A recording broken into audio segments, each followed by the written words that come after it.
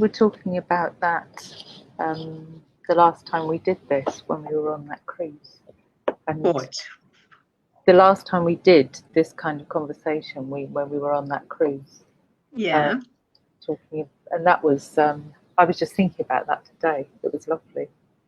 But it's unbelievable to think. It actually feels like it was a long, long time ago, and yet it was only in December, wasn't it? I know, yeah.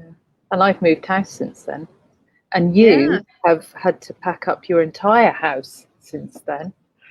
And you know, the interesting thing about packing a house ready to move is you think your house is going to sell really fast. So you pack away things and then you find as you're still in the house, you can't remember where you packed them and you need them.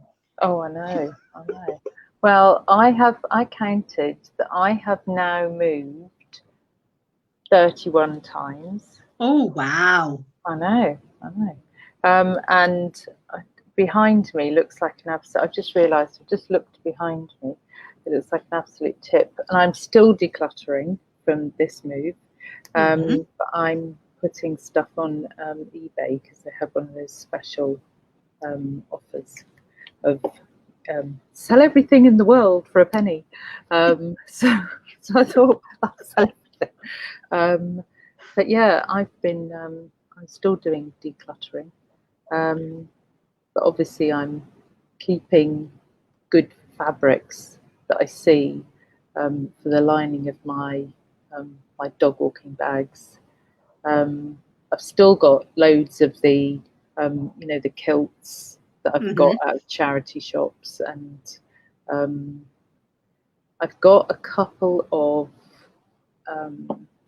ones with the little holes that they get when the fire spits out. And I sort of always think of little stories for those kilts. You know, there was somebody standing with their back to a fire at a ceilidh or something like that, and their fire spat out a little ember.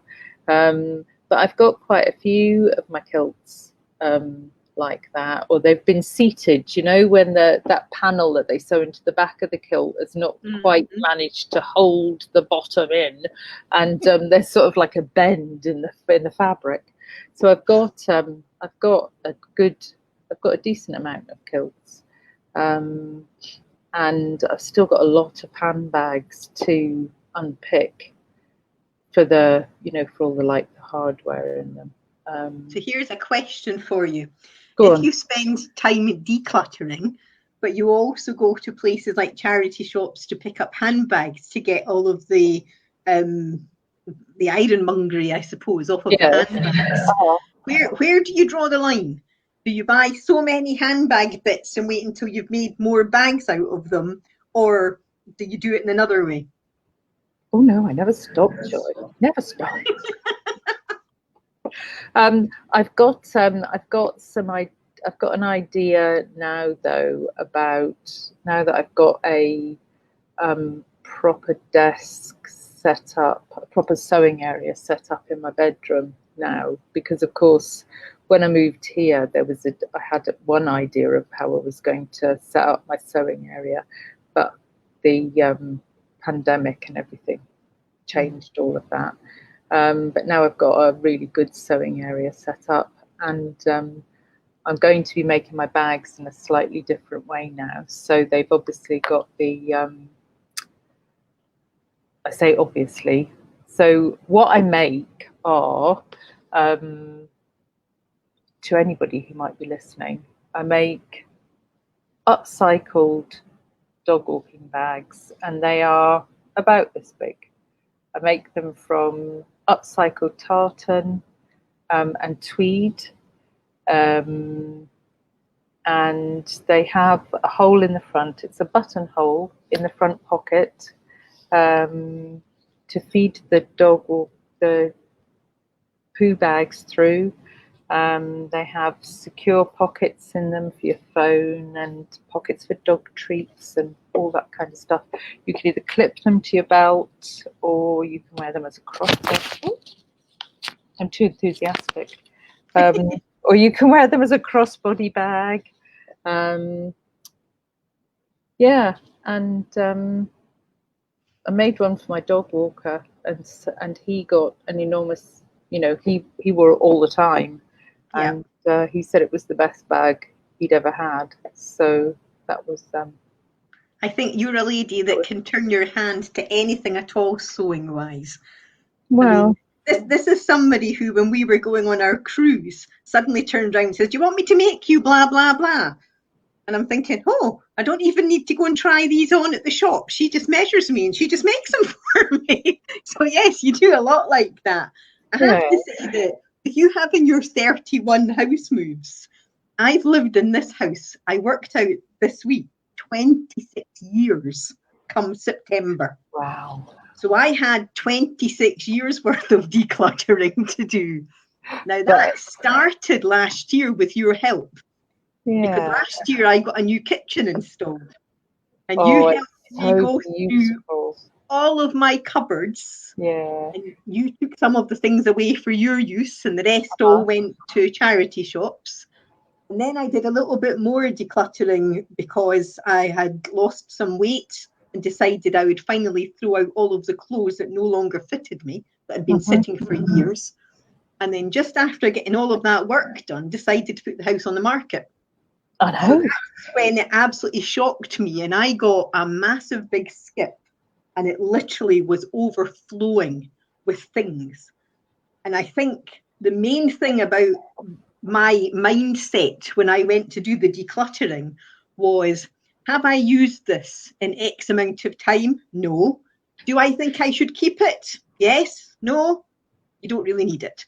And I literally cleared out a whole filing cabinet of paperwork, and I've been left now with one little container. I even had all the paperwork for my house that I bought before this one. So that was a house that I had bought about 30 years ago, and I still had all of that. And I bet you there's many, many people that are hoarders like me, but they're not thinking they're hoarding. They're keeping things just in case they might possibly need them. But I have to say, Joy, the last time I came to your house, it's quite a difficult thing to say this because it's not meant as an insult in any way, shape or form. But I have never, ever seen your house so clean and tidy. And it's not just because that you've got viewers, because you're not allowed any viewers. But standing in your back garden and looking into your house, yes, it's a show home, but you don't have anybody coming round to look at it. I'll tell you something that I was telling, I think I might have even published it last week. I have started a business with ENJO, which is all about cleaning your house without chemicals. And it really is faster than you doing it normally. And I think it was a week past Saturday morning that I had got a floor system, and I couldn't wait to use it. And I found that I had cleaned all of my downstairs floors in the space of 5 minutes. So I then got the bug, and I went into my bathroom and my kitchen, and it took me 5 minutes or less in each of those areas to clean those. I thought, oh, and I've also got a window cleaning set. So I went around every single window in the house, and that whole cleaning took me less than 30 minutes. So since then, I literally don't have to clean much because it doesn't attract the dirt back again. So I can go and clean round, for instance, the top of my bath. And whereas before, which you will know having dogs, you tend to get dog hairs landing everywhere. And I would literally go back in after half a day and there'd be dog hairs on the bath. There's nothing. Even tonight, when my daughter says she's coming to visit at the weekend, I'm looking at thinking, do I have to clean this? And I'm thinking, I don't actually at the moment. And that's been over a week since it was cleaned. Obviously, kitchens, especially being in lockdown, I've been literally going in and feeding myself a little bit too much, which I'm sure I'll find out when I step on the scales. But, you know, it's this crumbs that I'm wiping away. But literally, it's like, I wish somebody had told me about this years ago. I might have actually liked cleaning then. And as I was telling you earlier on, the thing that has most amazed me in the last couple of days is, you know full well that Merlin has problems with his breathing. Oh, it's awful, poor little yeah. thing. And I think my daughter has said it's when you see the look in his eyes, it's like he's terrified and he doesn't know what to do. And I would find I'd be taking him for a walk and all of a sudden he'd stop dead and then the breathing would happen. And sometimes you would wait a few minutes and then you think, are you ready to move? And then he'd start off again. So they were actually going to refer him to Dick Vets. And then the last couple of days, I've realised that since I've not been using any chemicals on the floor of the house, he's not had any breathing instances. And that to me is absolutely amazing. And I just wish that if I'd known that chemicals were causing problems for him breathing, if I'd known that before, I'd have stopped using them instantly.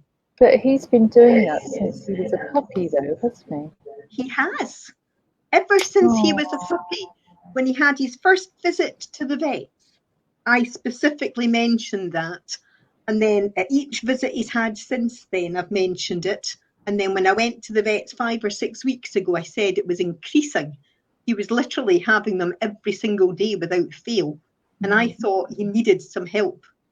Now I'm sitting here thinking maybe he's not going to need any help at all. Obviously, 4 weeks is early days. But if it continues like this, then there's no way that I'd put him through an operation. Oh, that would be amazing, Joy. Wouldn't it? And it just made me think. Boy. I know, and it made me think that, you know, I know that when you take away chemicals, that you help people with things like asthma and breathing difficulties. Yeah. So maybe it's just a case of me having removed the chemicals that's had that effect on him. But I do have to say, with 2 doors coming from the front garden and the back garden into the house, thank goodness I've got laminate flooring all the way throughout. Oh, I know. Yeah. Because the floor system literally cleans it in a matter of minutes. You know? So it's been worth its weight in gold. You know? Yes, I'm hoping to win your raffle. Well, I'm actually hoping a few more people will go and buy tickets for my raffle. Otherwise, I'm going to end up giving money back to people because I've not sold enough tickets yet. Oh, have you not? No, I've still got about 28 out of 40 tickets to sell. So but you're raising. That's really sad because I thought you would sell those tickets really quickly. So did I. Yeah. So anybody who's listening to this will be obviously wanting to buy tickets to raise money for, is it St Columba's Hospice? St Columba's Hospice, yes. Yeah. So the hospice is literally just down the road from me. And my dad was there, my grandmother was there. And also Karen was there, a lady who we both knew. Yes, Karen was there as well. Yeah. So the thing about the hospice is they rebuilt it a couple of years back. And every room has actually got a big space out of the window that they can roll the bed outside. So even if somebody's on the first floor of the building, if they want to have some fresh air, they roll the whole bed out and they put it onto the actual balconies. And I thought when I went round to see it, I thought not only are the staff there amazing at what they do for people, but to have actually thought of things like that for their new building is amazing. And I just want to help. You know, a few years ago, I raised funds for, I think it was during Reiki Awareness Week, because I'm a Reiki teacher as well, as you know. And I raised funds for them back then. And I just thought, this is a brilliant way, me starting a new business, but also having another way that I can raise funds for my special charity. So if anybody's listening, they're £5 a ticket. And as I say, there's 28 left to sell. And as soon as they all sell, I'll do the draw. And one person will win goods of up to £100. So there's either the kitchen set, the bathroom set, or the window set, your choice. And if you are really nice, I might even loan you one of them to try them out. Wow. But of course, that does mean you have to come and visit me first. Yes. I'm doing fundraising for Macmillan because they were. I know that they gave Karen a lot of help as well, but I think it's been very hard. I think it's very hard for charities at the moment with what's been going on with coronavirus or COVID-19. And I know that you've had a lot of angst with your house move, and I was so lucky to get into this house literally the week. I think it was must have been just weeks before the lockdown, and after looking for a house. But yes, it's still decluttering, still thinking, do I really need this piece of fabric? Do I really?